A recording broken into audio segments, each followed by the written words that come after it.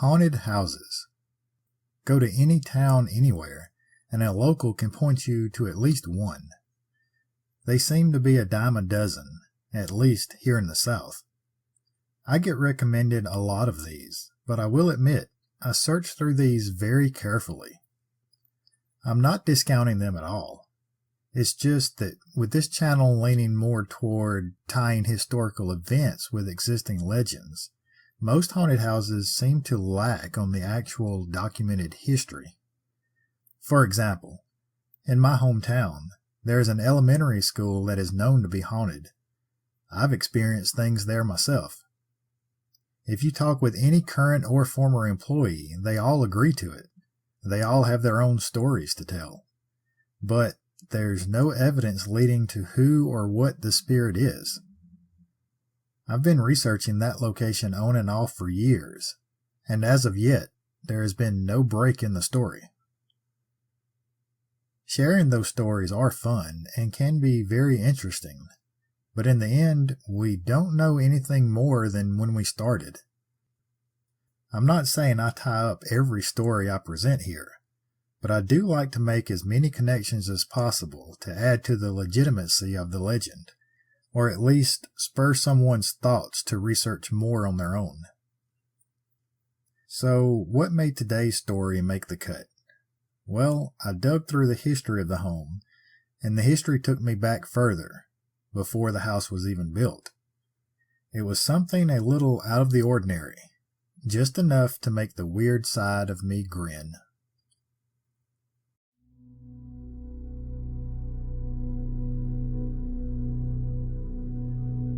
Everyone loves a good, strange, weird, or bizarre story. Well, welcome to the American South, where dark legends and haunted history lurk around every corner. Where superstition, folklore, and a touch of backwoods magic blend with everyday culture. Some say, in order to survive. This is Dixie After Dark.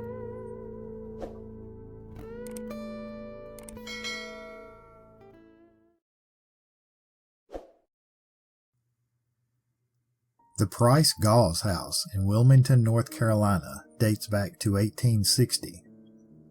The 12-room brick house is named after its first two owners, Civil War Lieutenant Colonel William Jones Price, followed by World War I Captain Thomas J. Gause. Now, it's typical for haunted house stories that a lingering spirit or two can be tied back to the original owners, or some other prominent owner later down the line that seems to continue to want fame long after their passing, or even spirits tied to some violent or emotionally charged event that happened in the home.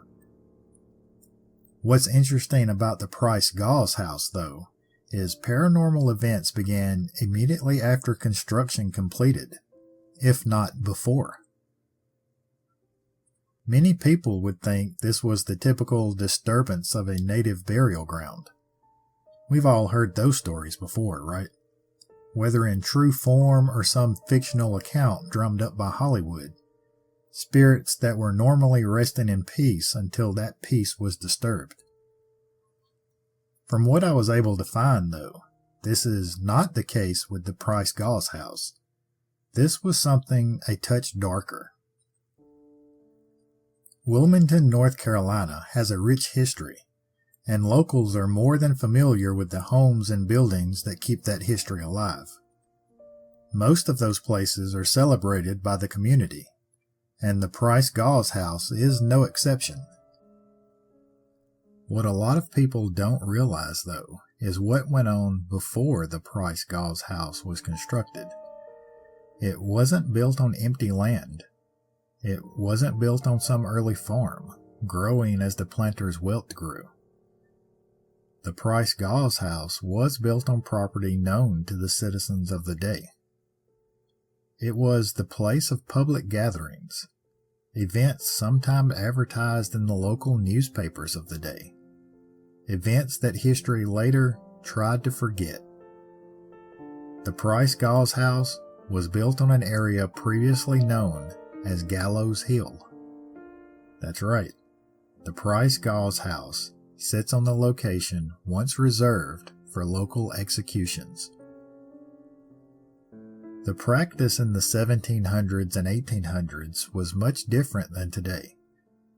The executions were outdoor public events. The more horrendous the crime, the larger the event.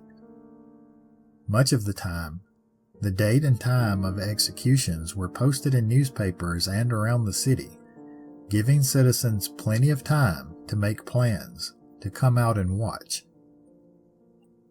At the start of the 19th century, Wilmington's public execution grounds were on the eastern boundary of the city, what is today's block between 5th Avenue and 6th Street, consisting of the Price-Gause House, the Bellamy Mansion, and Keenan Fountain, some of the most photographed places in the city. Before these famous landmarks existed, though, the site was known as Gallows Hill, obviously named for the wooden structures with rope and noose that stood in the center of the land. Historical records do not show how many people met their end at the gallows in Wilmington, but estimates say that it could easily be in the hundreds, mostly thieves and murderers. To darken the land there even more, bodies that were not claimed by family were simply buried there on spot, leaving Gallows Hill littered with human remains. A former resident of the Price-Gause House from the late 1800s, Alice Reinstein, went on to become one of New York's first female physicians. She told the Wilmington Morning Star newspaper in a 1950 interview that her love of anatomy was rooted in her memories of digging up human bones in the backyard of the Price-Gause House when she lived there as a child. Eventually, the city of Wilmington grew and grew, and the original gallows were moved further out to what is now known as 8th Street. Strange events always revolved around Gallows Hill and continued on once the buildings were constructed. Reports from the Price-Gause House tells of things moving on their own in the kitchen and footsteps in the stairway. There are also reports of doors opening and closing on their own. Over the years, people have claimed to see figures standing in upstairs windows or in the front doorway, their clothing appearing to be from times gone by. One spirit in particular claims to be named George. George has been known to greet people as they walk past the house. The most commonly reported occurrence is a clanking sound, like metal on metal. This has been reported within the house and on the grounds outside. Local historian Lewis Philip Hall says that this is the ghostly sound of chained prisoners being led to their deaths. The strangest report comes from the upstairs office. The upper left window has been known to frost up, even on hot summer nights. They even say that on some nights, the word help can be seen etched into the frost.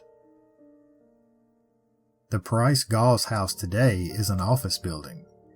It isn't open to the public, but the property itself is included on walking ghost tours of the city. With the history of the surrounding land and the historic district of Wilmington, North Carolina now sitting on top of it, I'm sure there are many more stories that could be found in just these few city blocks alone. Who knows? If the others intrigue me enough, we may see more here very soon.